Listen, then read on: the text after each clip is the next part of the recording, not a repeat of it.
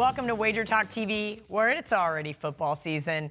All right, guys, I'm Kelly Stewart at Kelly in Vegas, Marco D'Angelo at Marco in Vegas, Ralph Michaels at Cal Sports LV.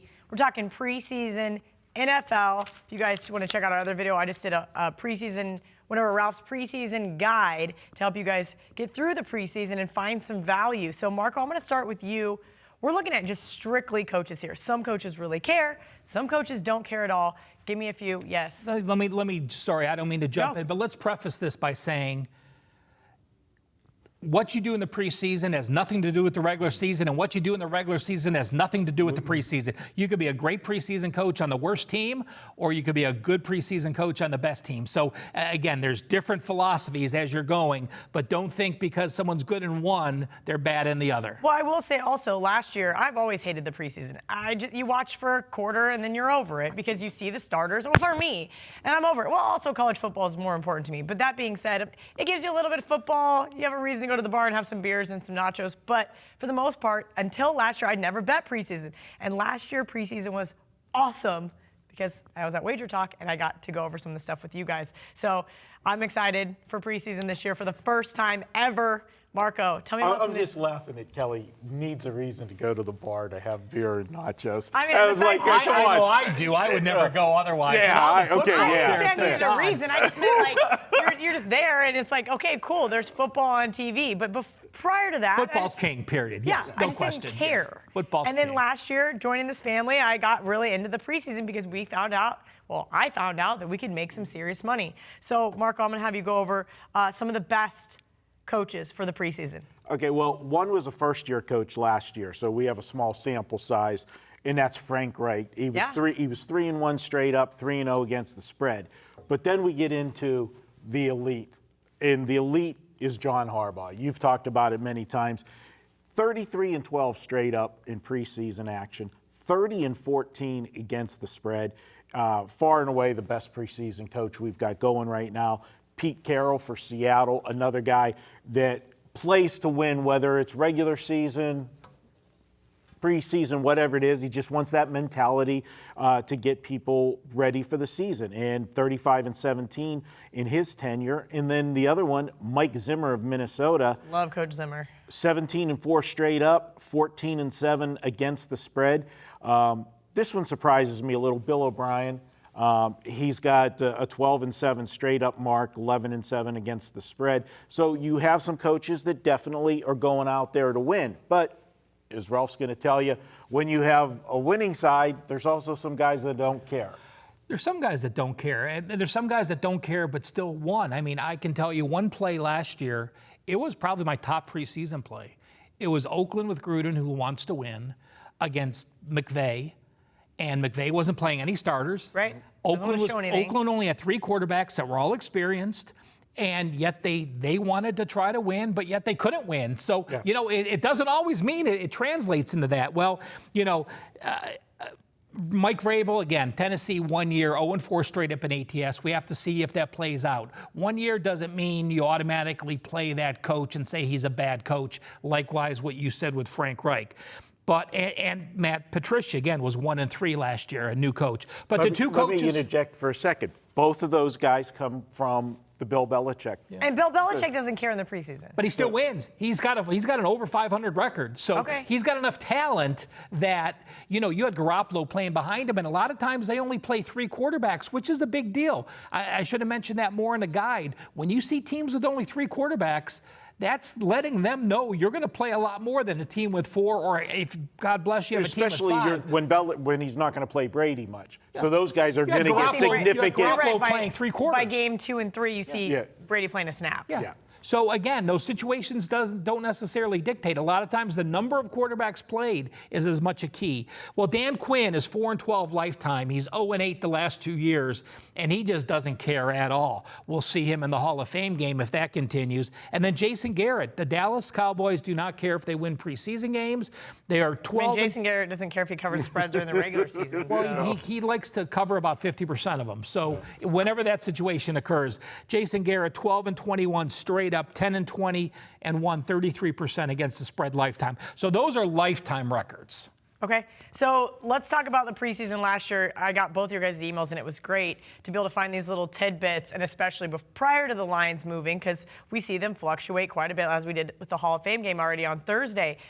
Give me some betting situations that we can look for this preseason.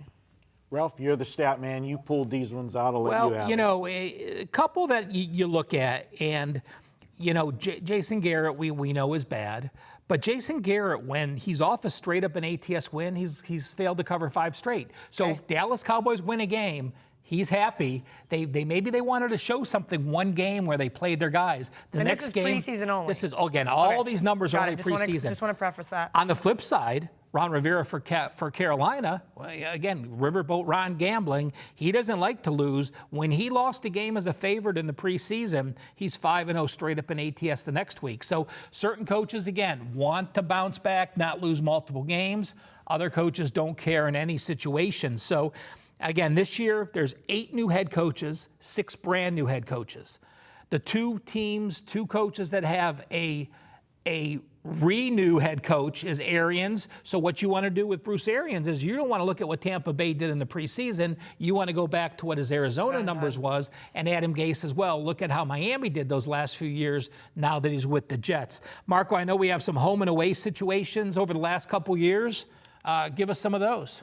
Well, you've got Harbaugh, as we talked about him, as good as he is.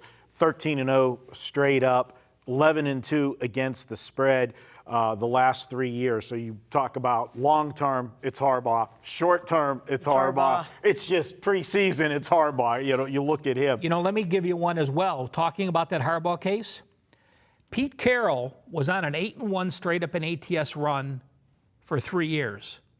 Last year, he had a new OC and a new DC. He went 0-4 straight up, 1-3 against the spread. So Pete Carroll was one of those coaches that had so much consistency and so much continuity. And you just mentioned Harbaugh. Harbaugh has a new OC this year, so let's see if that affects the offense if they're trying to change some things where he's not an automatic bet on with a new OC, a coordinator in there.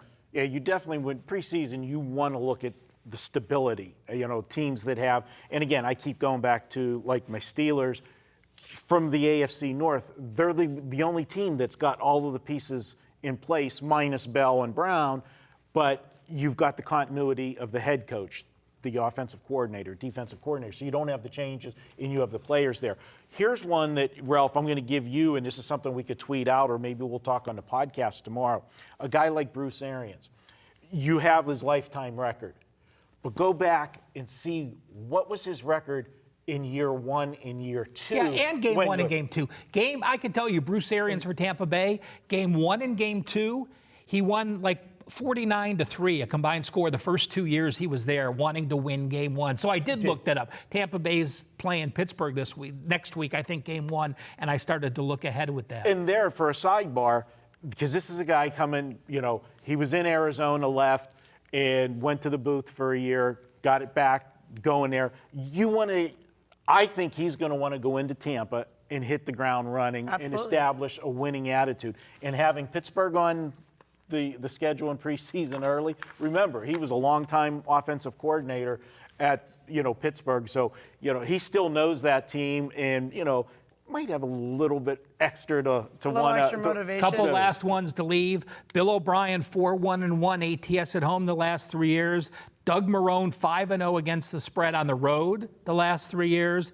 Mike Zimmer 5-1 away ATS the last 3 years, and the only loss for Mike Zimmer was he was playing Seattle and Pete Carroll was off a loss, and Minnesota won that game. So even if you have a loss and you can explain that loss, it's not a bad loss when you lose to the other best head coach on the road when that team was playing off a loss as well. So all those things to look at. And the last thing I'm going to mention is you talked about continuity for Pittsburgh.